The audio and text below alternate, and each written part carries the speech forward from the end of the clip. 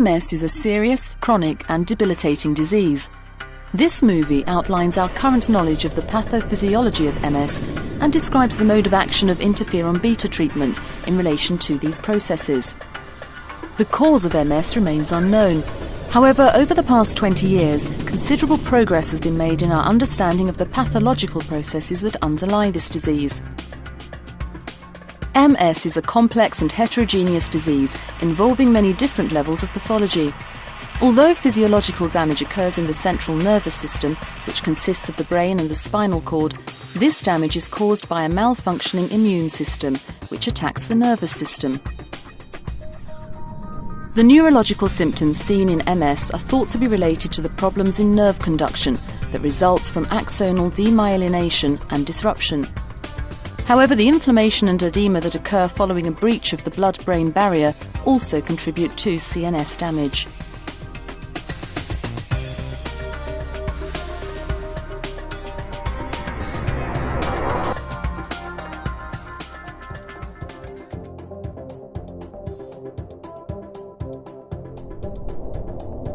In MS, the immune response is initiated outside the CNS when an antigen, resembling a self-antigen such as myelin, is phagocytosed by a macrophage and subsequently presented to a T cell. The T cell then becomes activated.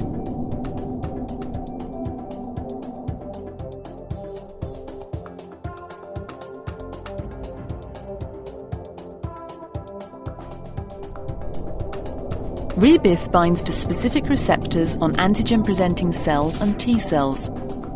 This reduces the expression of molecules that are required for antigen presentation and decreases T cell activation.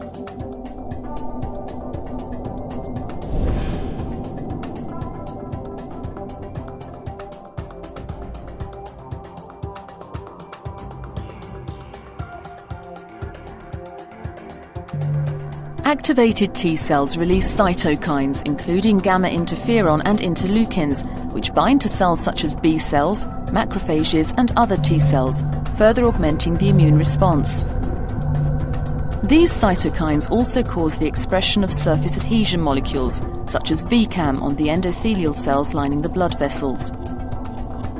Activated T cells express VLA4 molecules, which can bind to VCAM, allowing the T cell to pass through the blood-brain barrier into the CNS.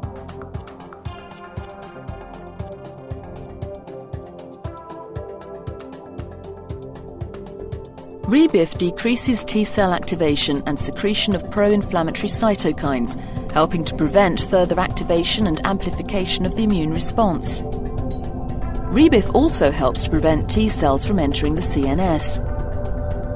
By decreasing VLA4 expression on T cells and increasing the levels of the soluble form of VCAM, Rebif reduces the cell's ability to interact with membrane-bound VCAM on the blood-brain barrier.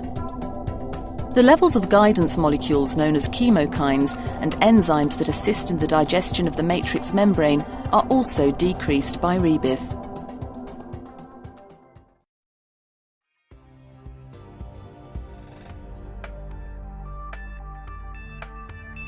In the CNS, activated T cells continue to release pro-inflammatory cytokines locally, and this contributes to increased permeability of the blood-brain barrier. Other immune cells, including B cells and macrophages, also enter the CNS through the blood-brain barrier, further enhancing the local immune response against myelin. B cells produce antibodies that directly attack myelin and oligodendrocytes, while macrophages function within the CNS to phagocytose myelin.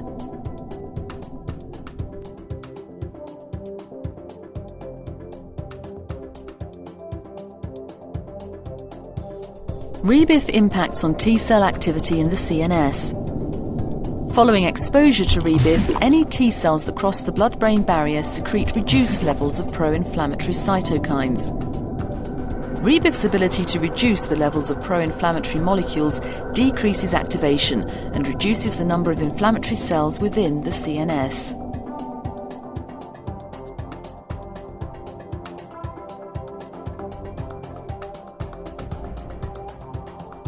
The inflammation that develops following a breach of the blood-brain barrier diminishes over time. This allows repair processes to be effected and symptoms improve. Ion channels redistribute along the axons. Oligodendrocytes proliferate and some remyelination takes place. The ability of rebif to reduce inflammation helps to promote this recovery. While stripped of their myelin sheaths, the exposed axons are susceptible to further injury from inflammatory mediators. Accumulation of axonal damage is thought to underlie the disability often seen in patients who have MS. However, long-term clinical data prove that there is a significant delay in disease progression in patients treated with rebif.